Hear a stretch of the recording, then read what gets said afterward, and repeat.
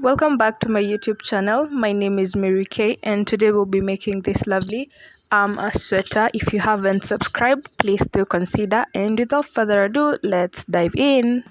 You're going to need yarn, required size hook, and your tape measure. Step 1, we're going to make a slip knot. Step 2, you're going to make a chain of 3. Once you have your 3 chains, what you do is you're going to go back to the very first chain that you made, but first of all, you yarn over. Insert your hook in the very first stitch. Once you have that, you're going to yarn over and pull through. You'll have 3 loops on your hook. In those 3 loops, you're going to yarn over and pull through just the first one. Once again, you're going to have 3 loops in your hook, yarn over and pull through everything. You're going to yarn over, then twist your work. At the very end, you're going to see some 2 loops. You're going to insert your hook like that, yarn over and pull through. Again, 3 loops on your hook, yarn over, pull through the first one, and then yarn over and pull through everything. You're going to make 4 of those. Yarn over, insert your hook, those 2 loops, yarn over, pull through. You'll have 3 loops on your hook, and then like that. Now this pattern is called the almond ridge. Now almond ridge, the almond ridge stitch is worked in multiples of 4. In those multiples of 4, we alternate between half double crochets and slip stitches. Now we're going to need to have 4 half doubles, because that is what I've started with, and I already have mine. 1, 2, 3, 4. Now once you have those 4 half doubles, you're going now to need to transition to the next 4 slip stitches. Now to make your slip stitch, what you're going to do, there's no yarning over. You twist your work, you'll see some 2 loops at the very end. That is where you're going to insert your hook in those 2 loops, yarn over and pull through. Now you need to remember, in slip stitch you yarn over and pull through everything, and that is what we are going to do here. Yarn over, pull through that, and the other one. You pull through everything. You twist your work, you'll see some 2 loops. That is where you're going to insert your hook, yarn over, pull through, and then you're going to have those 2 loops on your loop, yarn over and pull through everything. Now the catch here is what you started with is what you have to end with. We started with half doubles, we have to end with half doubles. Now with this method that I am showing you with, you don't need to do counting. You don't need to count multiples of 4 plus an additional of 5, I think. You don't need to count that. With this method, it's easy for you to have your multiples of 4 and ensure that what you started with, you ended with. This method just makes the pattern easy to work with. Now make 4 slip stitches, and then you're going 4 slip stitches, and then we're going to transition to half double. For half doubles, make sure that you yarn over first, twist your work, you'll see those 2 loops at the side. That is where you're going to insert your hook like that, yarn over, 3 loops, yarn over and pull through the first one, and then 3 loops, yarn over and pull through everything. So in half doubles, remember to yarn over, and in each you're going to be making a multiple of 4. Now the length that you need is what is going to dictate how many multiples you're going to have.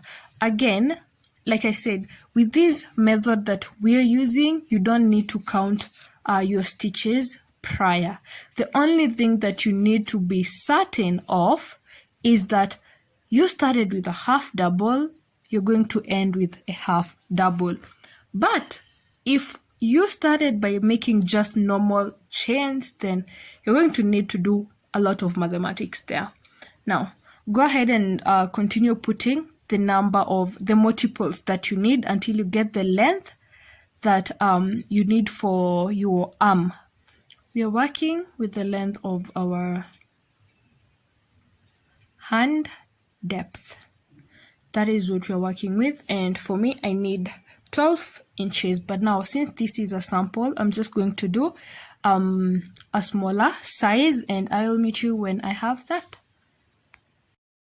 Once you get to the end of the inches that you need, and you ensure that what you started with is what you're ending with, what you do is now this is the half double side, which means our turning chains will be 2, 1 and 2, right? Now after you chain your 2 to turn, you're going to be working on back loops only. In the next 4 stitches, we're going to put our half doubles, and then in the next 4 slip stitches, you're going to put our 4 slip stitches, our 4 half doubles. You're going to continue alternating until you get to the end. Now, here are a couple of rules that you need to follow for almond ridges. Rule number 1, of course, it has to be multiples of 4, alternating from half doubles to slip stitches. Rule number 2 is that whatever you start with, you have to end with. If you start with half doubles, you have to end with half doubles. You start with slip stitches, you have to end with slip stitches. Now, rule number 3 is after every 2 rows, you're going to have to change what you are starting with. And every 2 rows, I mean going up and then coming back down to where you started. That counts as 2 rows. Now, change how you ask. We started with half doubles. Now, after every 2 rows, we're going to change that. I started with half doubles. In the next 2 rows, I'm going to start with slip stitches. That will go for 2 rows. And then after that, I'm going to start to change it back to half doubles and then back to slip stitches.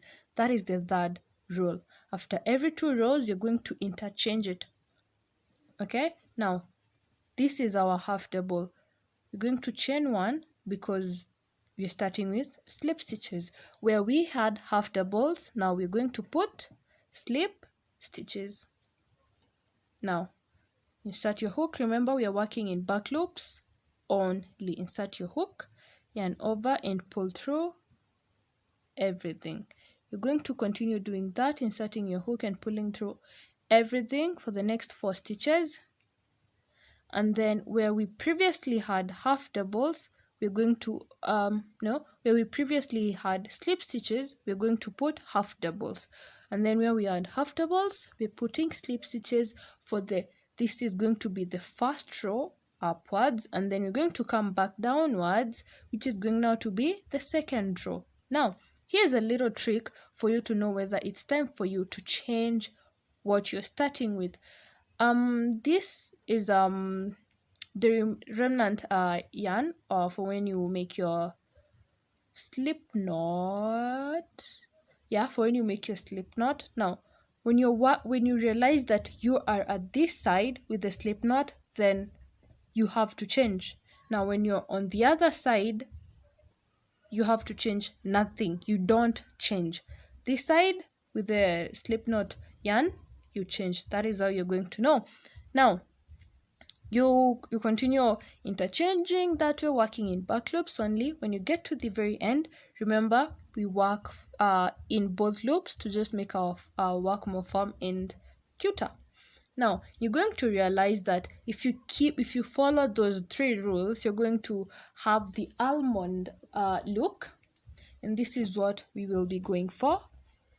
These almond-like rows, as you can see, we have some almond shapes, and these are only achieved especially if you follow the third rule. It's quite important. After every 2 rows you change. The other 2 rules are as important too. Now, you're going to continue doing that, and I will meet you at the end to show you how to make our hand rim. Remember, we are working the length from our shoulder point all the way to here, and I personally did 27 inches, 22 inches being for from my under armpit to my arm, and then the other 5 inches are my shoulder length. So since you're using this as a sample, I will be showing you on how you're going to do the rim portion of your hand. Now let's assume you have the length that you need from your shoulder to your wrist, right? Now you're going to make a chain equivalent to the length that you need. So I'm just going to make random chains because I'll just be showing you. Now let's say I'll just make 10 chains. Now once you have the chains that you need, you're going to twist your work to the back side back loops like this.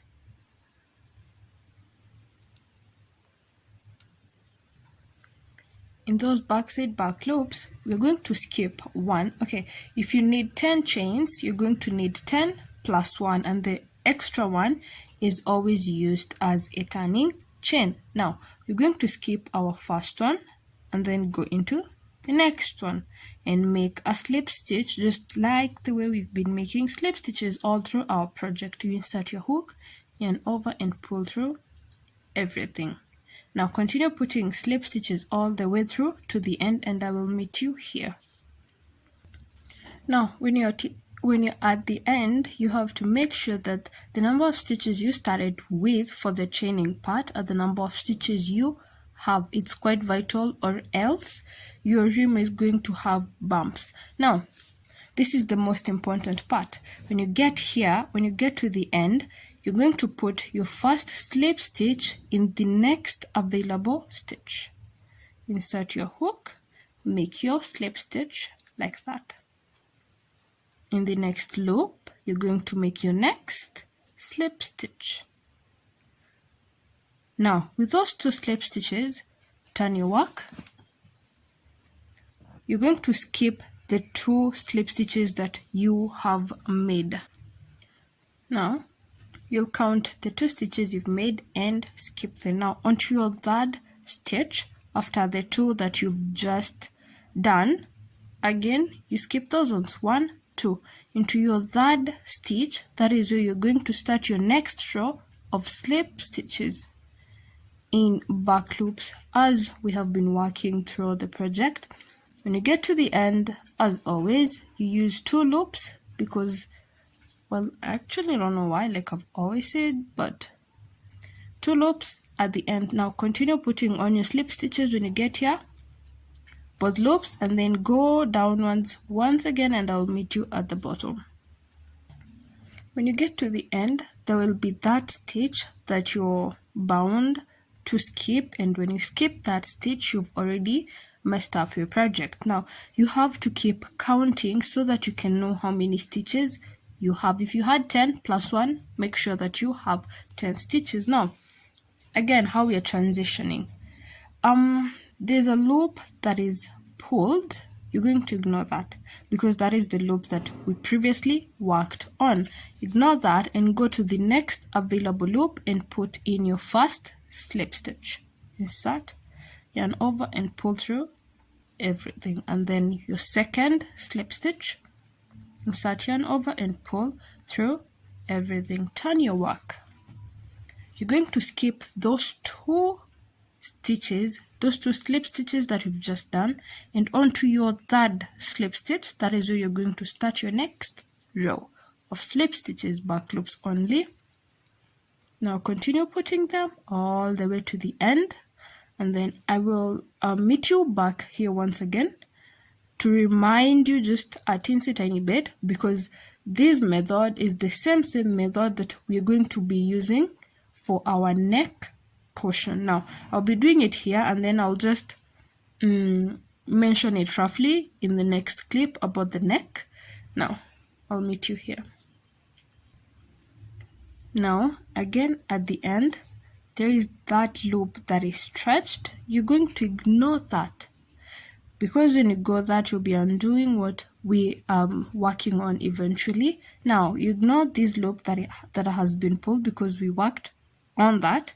Now you're going to go to the next available loop and insert your hook and make your first slip stitch, and in the next one make your next slip stitch. Now again, with your 2 slip stitches, you turn your work and then skip them. On your third stitch, that is where you're going to start your next row of slip stitches. You're going to keep repeating all that until you get to the end and it will have cinched. Like I said, if you want, it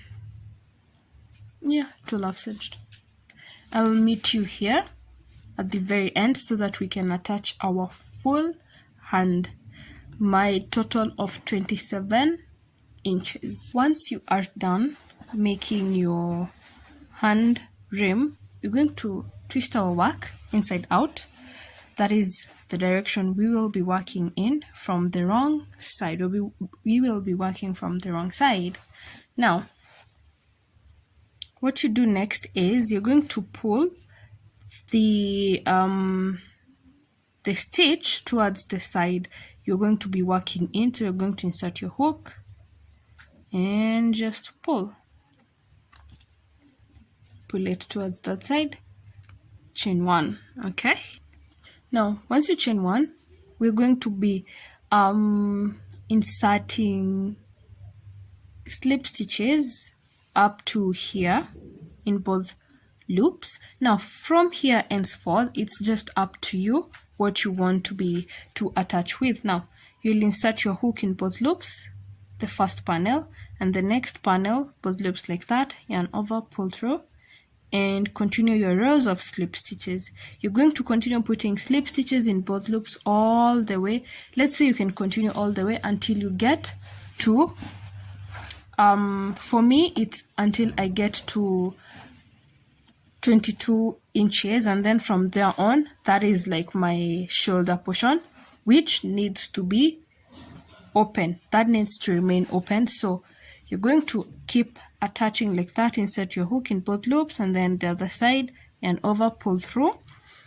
You continue the same thing. When you get here, you could choose to continue with slip stitches or half doubles or single crochets. It's all up to you until you get to your under armpit length. The length that you have from your under armpit to your wrist, that is where you're going to stop, so that you can have the remaining portion for your shoulder, so that it can curve above your shoulder, and then we'll have the neck. Right now you keep doing that and I'll meet you so that we can do our neck portion. Now, working on our neck portion, you're going to need a tape measure, and just so that we can have everything fitting perfectly, we're going to measure from, while it's doubled like that, we measure that, and I have 6.5, which means if I take the other hand, I measure it, I still have 6.5 from this hand and this hand, giving me how many inches? That is giving me 13 inches. Now, from one side of my shoulder to the other side of my shoulder, I have 15 inches, which means I say 15 inches minus 13. That means that I have 2 inches, which is what I am missing. Now, the 2 inches are what you're going to incorporate in the middle so that we can attach from here to here. We'll just attach these two. We're going to have like a bridge. Now that is what you're going to do. Grab your yarn and we're going to insert it at the very top, that tip at the end.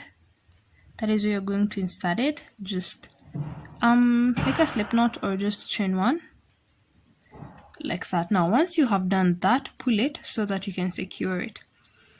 Now this is, we're not going to be making normal chains. Nope, we're going to be working 2 rows at the same time. Now below that chain that you have made, you're going to insert your hook at the closest stitch that you can see, the closest available stitch. That is where you're going to insert your hook, yarn over, pull through. 2 loops on your hook, right? yarn over, pull through the first one, yarn over, pull through the rest. Now once you get to the end, now after that you're going to twist your work. You'll see some 2 loops at the end. That is where you're going to insert your hook in both loops, like that. Yarn over, pull through. You're going to have some 2 loops. Yarn over and pull through the first one, and then you're going to have some other 2 loops. Yarn over and pull through both of them. Now the only difference between this and what we did with our project, how we started our foundation chain, how we started our project, is that we were dealing with half doubles and slip stitches, and this one we are dealing with single crochets. Now you're going to continue doing that until you have the number of inches that you need. Twist your work, 2 loops on the side, insert in both loops, yarn over, pull through like that, chain 1, yarn over and pull through the first one, and then yarn over and make your single crochet. Now continue adding those until you have the number that you need, and I'll meet you to join this hand to the other one.